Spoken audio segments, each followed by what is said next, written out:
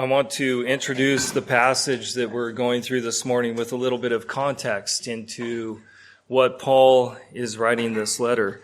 He is writing to the church in Corinth, obviously, but Corinth had a long and ancient history as an important place. So ancient Corinth, is in the same place where Corinth is now, actually, but it sits on a little isthmus, a narrow piece of land that separates two seas. So Corinth sits on the northern side of the land, and it's got a harbor right there along the coast, but not very many miles away, there's another harbor set up. So Corinth was really a crossroads of trade and commerce. There was a lot of activity. It was important for the regional economy of the time. It was also geopolitically important. So at that time, the land that we now call Greece, it was made up of a bunch of different city-states, and Corinth found itself as kind of a handy or a natural meeting spot. It was kind of central and it was important. So leaders of these different city-states would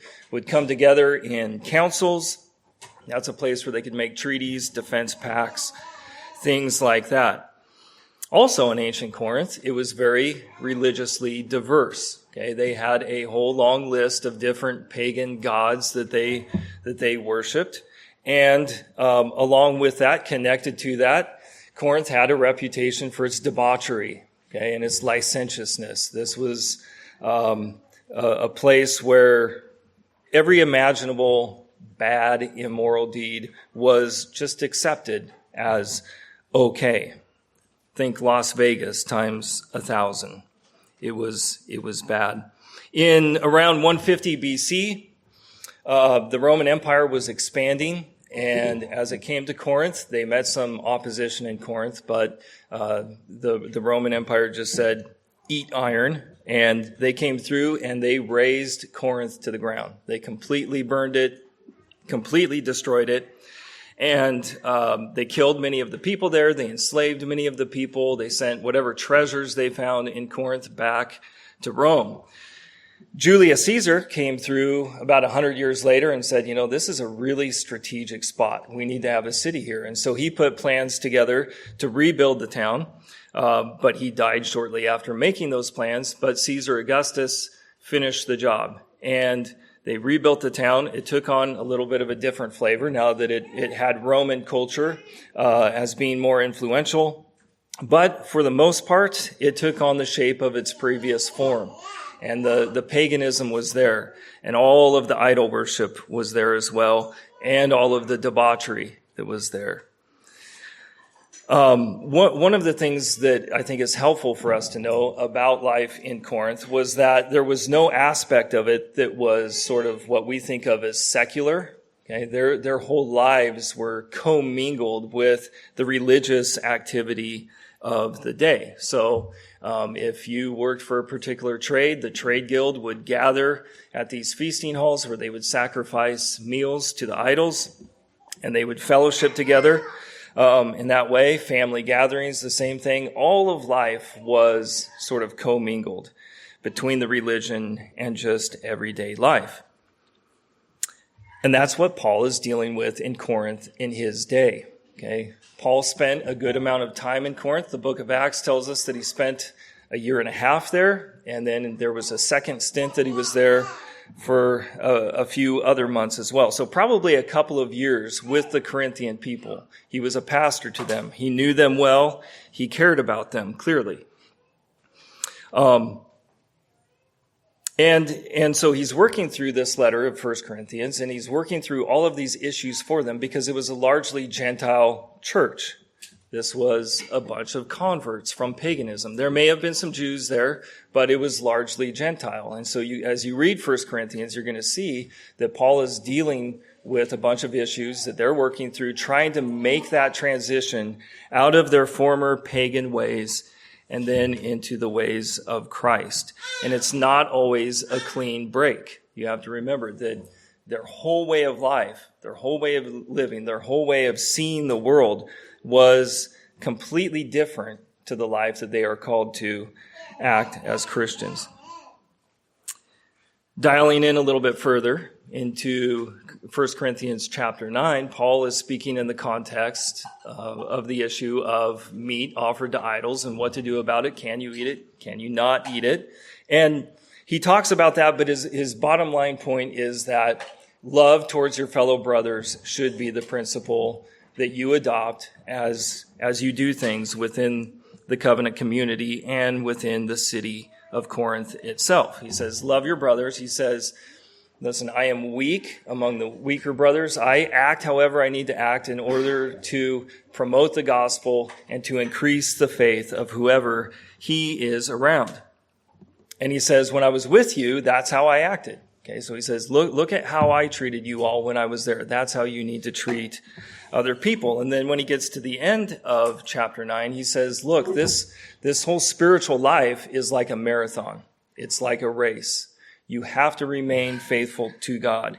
You cannot be communing with the pagans and their rituals and communing with Christ and with God. Those two things cannot commingle.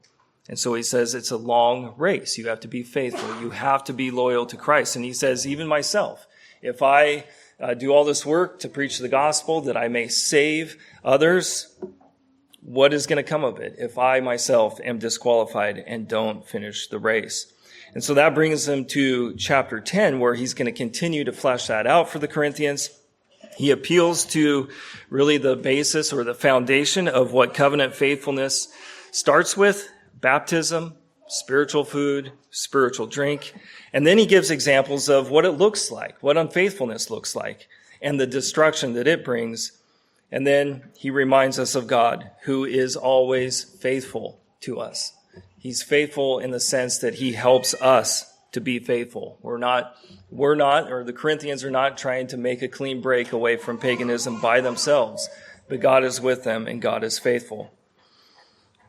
So, starting in 1 Corinthians chapter 10, verse 1, Paul starts out by making a connection between the Israelites leaving Egypt, passing through the Red Sea, and baptism. He says, "For I do not want you to be unaware, brothers, that our fathers were all under the cloud and all passed through the sea, and all were baptized into Moses in the cloud and in the sea." So he immediately draws this parallel. The Israelites, when they came through the Red Sea, they had their form of baptism. You all have your form of baptism. And he's going to continue to make more parallels. But one of the things that I want to highlight from this first verse is where he says, "I do not want you to be unaware, brothers, that our fathers," okay, our fathers were passed through the sea and were baptized into Moses. Okay, so he's talking to these Gentile converts, right? They don't have any literal bloodlines necessarily going back to ancient Israel. And yet he's kind of bringing them in by talking this way. He says, no, your real family is Israel. And those stories that you read about in the Old Testament, those are your fathers.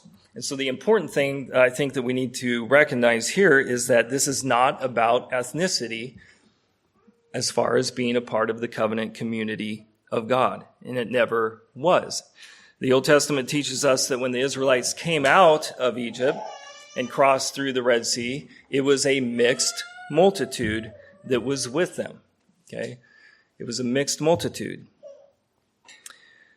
When Moses gave instructions on how to observe the Passover was obviously the celebration of God delivering his people out of slavery to Egypt and then through the Red Sea.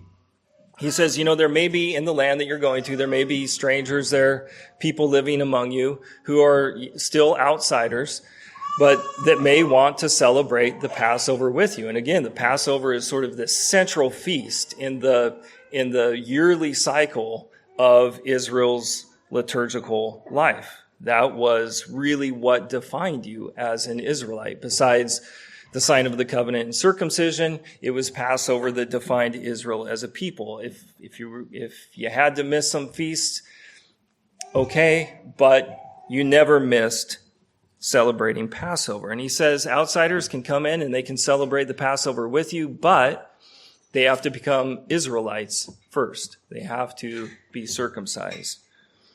And Moses goes on to explain to the Israelites that there's kind of this liturgy that they're supposed to perform when they celebrate the Passover. And there's this catechesis, this teaching moment, this liturgy that happens where the children are supposed to ask, what does celebrating the Passover mean? And the parents are to answer, we celebrate this because this is when the Lord our God delivered us out of the land of Egypt.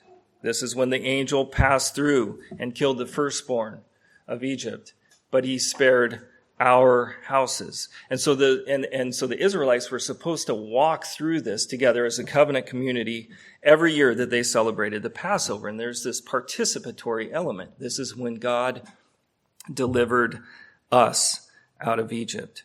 And so the Corinthians themselves here, Paul is bringing them in as well. Through baptism, it's like they are becoming natives of Israel. Their most true and real ancestors are these fathers in the Old Testament. Okay, they may have bloodlines, family trees going back to ancient Corinth or wherever, but their most real and most true ancestors are Abraham, Isaac, and Jacob. And this is true for us as well. And this should be the way that we see the covenant community. He goes on in verse 3, and all ate the same spiritual food, and all drank the same spiritual drink, for they drank from the spiritual rock that followed them, and the rock was Christ. Okay, so they had baptism. We have baptism. Okay, they had spiritual food and drink as we do. And Paul is again pointing out the continuity of God's covenant people. And he's going to pick up this topic on the Lord's Supper further on in this chapter, beyond what we're going to talk about this morning. But they had Christ, Paul says. Okay, the same Christ that we do. Now, there's a particular heresy called Marcionism, and we see forms of it all the time in our day. And it basically goes something like this, where people say the God of the Old Testament was wrathful, vengeful, angry, jealous, unmerciful. And yet we see God in the New Testament, in Jesus, who is kind and loving and forgiving and gentle. And they see a discrepancy there. But Paul is saying, no, there's no discrepancy. The Christ that the Corinthians have, the Christ that we have, is the same Christ that was in the Old Testament and that was with his people. So Christ followed them. Okay? He provided spiritual drink for them. He has Moses, the people of Israel are thirsty, and they come to Moses, they want water, and God says to Moses, strike this rock with your rod, and he does so, and water comes forth. And it says that the rock followed them through the wilderness. Christ was that rock. And of course, they had the spiritual food in manna given to them. But it says, with most of them, God was not pleased. They were overthrown in the wilderness. And we're going to talk about these failures in the wilderness in a moment. But the basis of covenant faithfulness is being a part of Christ's body through baptism and the Lord's Supper. It's recognizing as a community that God brought us out of the house of slavery in Egypt, and now he has rescued us fully from slavery to sin, the devil, and death. Now, the original Passover is what distinguished the Israelites from the Egyptians. Okay, blood on the doorpost is what did the distinguishing. For the Corinthians, the Lord's Supper is what distinguished them from the communal sacrificial meals that were sacrificed to the idols. Okay, these sacrificial meals showcase that this people was in fellowship with this false god. Okay, but the Corinthians had their own supper, the Lord's Supper. And to finish the race, the spiritual race, as Paul talks about in chapter 9, faithfulness and loyalty to Christ alone is required. Okay. Our God is a jealous God. So we're going to see that now in the examples that Paul gives of unfaithfulness among the Israelites as they wandered through the wilderness. Verse 6, now these things took place as examples for us, that we might not desire evil as they did. Do not be idolaters, as some of them were. As it is written, the people sat down to eat and drink and rose up to play. So Paul quotes from Exodus when the Israelites worshipped the golden calf. All right, Moses goes up on the mountain to receive the law from God, and the Israelites down below get anxious. They approach Aaron and they say, we want to make an idol to worship. And so Aaron receives all the gold that they had plundered from the Egyptians, and they produce a golden calf, which they present sacrifices to. Okay? And they even say, oh, great golden calf, thank you for rescuing us out of the hands of the Egyptians. They sacrifice, and then they have a meal together. Okay? Can you see the parallels of how this works? It's the same as what the Corinthians were dealing with. And then it says they rose up to play, which does not mean that they rose up to play cricket. Think more of the debauchery that you would have encountered in Corinth. Moses comes down the mountain. He sees the Israelites worshiping the golden calf. They're dancing around. There's ecstatic behavior. The second episode, verse 8, we must not indulge in sexual immorality as some of them did, and 23,000 fell in a single day. Okay, so he's talking about when the Israelites in the wilderness, they're there, the daughters of Moab come by and they seduce many of the men of Israel.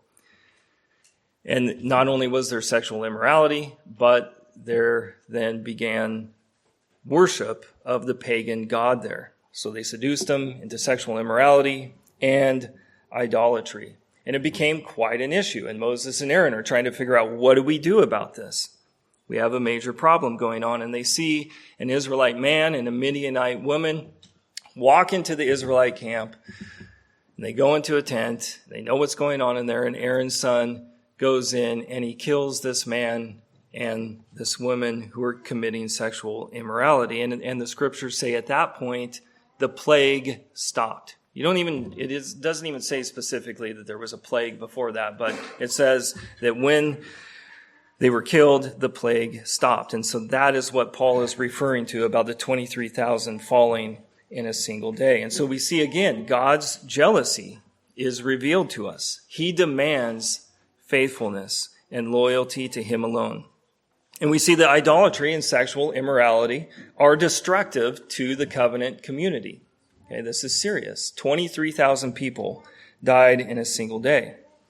Okay, and Paul is dealing with this as well. He knows that there's destruction that comes through these things. Earlier in 1 Corinthians, he deals with the issue of a man who's sleeping with his mother-in-law or stepmother, and he's helping the Corinthians work through this. And it's like, yes, the sin is bad, but the sin can be dealt with. Just as much of an issue for Paul was the fact that the church was not dealing with the sin as it should.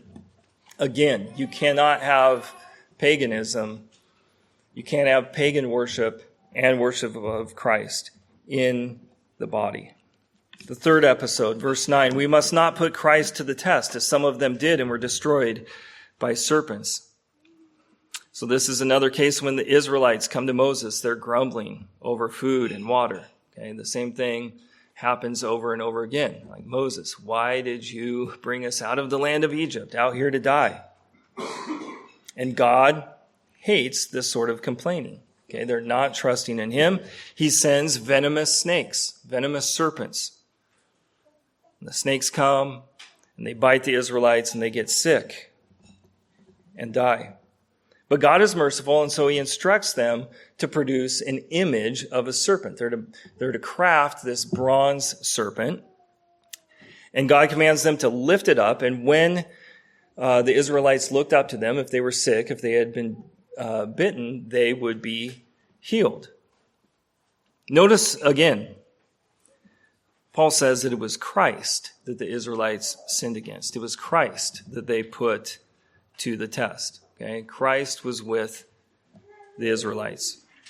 And it says that they tested him. Well, what does testing mean? And some versions of the Bible will translate that as tempt. Do not tempt Christ. Do not put him to the test. And really, this is a matter of impatience, okay, and a lack of trust in God. Instead of relying on God's timing, instead of trusting him to provide for them, they are making demands of God. We want what we want now. The bronze serpent that they looked upon for healing was a type of Christ. And Jesus explicitly explains this in John, the Gospel according to John chapter 3. Okay? And so we think, well, this is kind of weird that God commands them to put up an image of a serpent and look to it for healing. It kind of makes more sense to us because I think we're more familiar with it that, yes, we look up to Christ on the cross. It's through Christ and the cross that we find healing. But why a serpent? Why look up to healing from an image of the thing that brought them death? And I think that Paul, in a couple of his letters, deals with this specifically. And in Romans 8, verse 3, he says, by sending his own son, speaking of God the Father, by sending his own son in the likeness of sinful flesh, and for sin, he condemned sin in the flesh. Okay? So the Son of God took upon himself human nature, the very human nature that had given into sin and had corrupted all generations. And Christ comes and he perfects that nature. He doesn't sin. He lives as a man should live according to the nature that God had given him. He perfected that nature. He offered it to God. He sacrificed it as a pure offering to God. And so we look to the cross and Christ for healing. The fourth episode, verse 10, nor grumble as some of them did and were destroyed by the destroyer. And this could possibly refer to several instances in Israel's history of wandering the wilderness.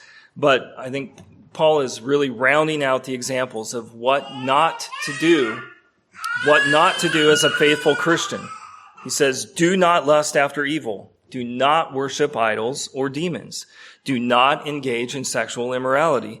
Do not put Christ to the test. Do not grumble against God.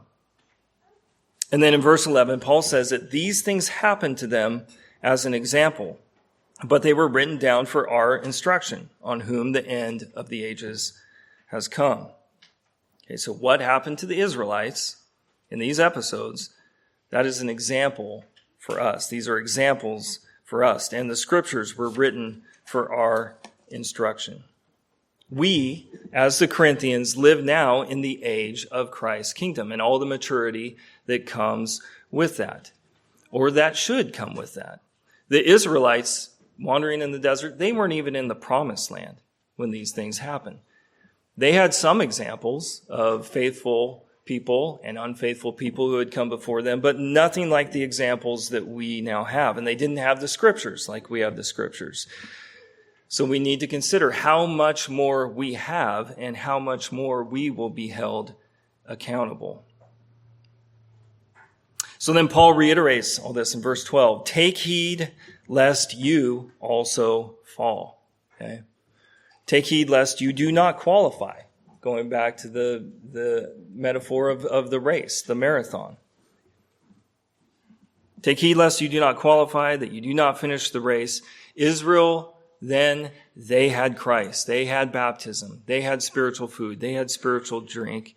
And Israel now, the church, has Christ and has all of those things. And we have all of those things in the fullest sense, in the most revealed sense.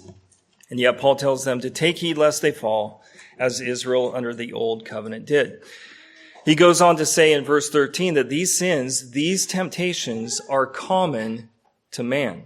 What the Israelites went through, the Corinthians went through, these are still temptations for us today. But the good news is this, that God is faithful. God is faithful. It's great news. There's always a way out of any temptation to sin. God will open a door for the way out. Okay? He gives you the keys to the escape hatch. You can choose the way out. God is faithful in this way. And this is why, as Paul said in chapter 9 at the end there, he says he disciplines his body. He brings it into subjection because he wants to discipline himself. So when he finds himself in that critical moment of temptation, he chooses the way out. And the warning is for us today as well. And I want to talk about applications specifically in regard to idolatry and sexual immorality. there are two kinds of idolatry, metaphorical and literal. Okay, so the literal is actually fashioning some sort of an idol or an image that you present a sacrifice to and you worship. But there's metaphorical idolatry, and Paul points this out in other places in the New Testament where he says greed is a form of idolatry. Covetousness is a sin of idolatry. And we have built a materialistic culture around us that's been built upon a whole intellectual tradition of hiding spiritual realities as much as possible. Okay?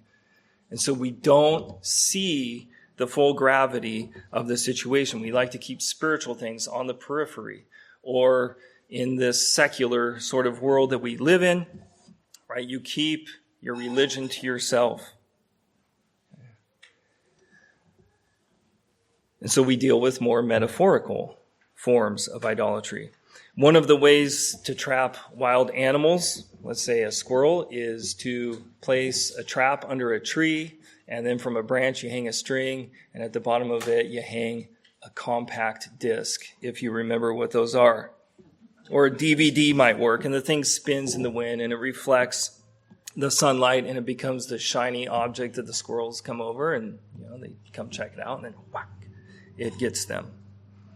Okay?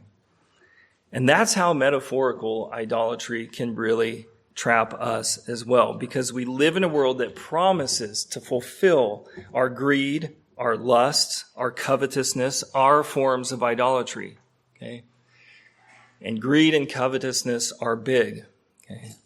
There is an epidemic. Okay? We are ill with want, constant want, wanting things more and more and more. The world that we live in is set up in such a way that it just keeps on placing one thing in front of you after another to create want in you.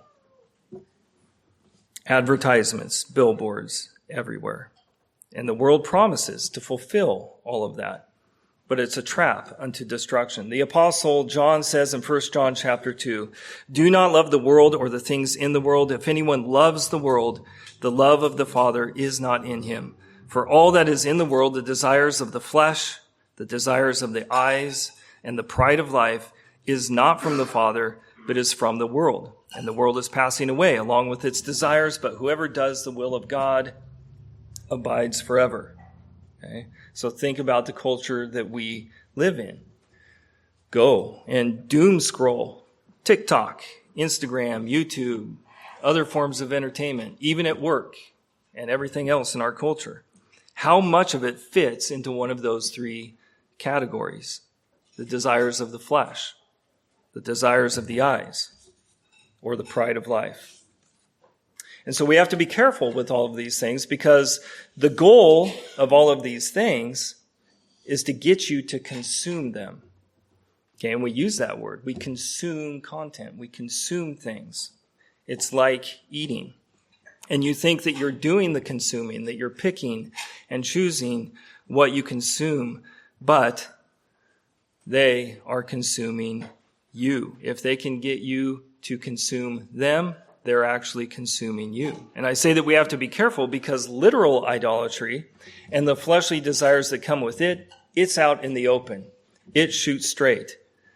But idolatry today is more metaphorical. It's more nuanced. Okay? But it still demands sacrifice. And the sins that we deal with today, just as they were for the Corinthians, are common to man, and as they were with Israel in the wilderness.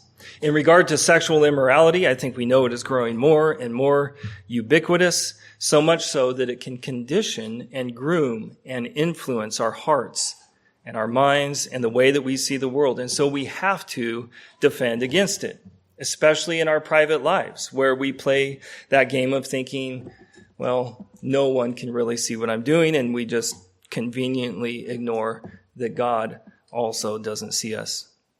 So playing defense is not good enough. You need a shield for sure, but you need a sword as well. The only way to truly love sexual purity in our world is to have a robust hatred for sexual impurity. The lust of the flesh, the lust of the eyes are not from the Father. And so do you hate it as much as he does? And look back to the Old Testament examples that we've talked about this morning. Can you see God's hatred for it? And there are some today who want to take almost a literal sword against such immorality, and they want to use the political means to do that. But I don't think that that's the Apostle Paul's or the Apostle John's approach. Their approach is to strengthen the body in spiritual discipline and plant oneself firmly in the place where God's grace floods forth. Amen.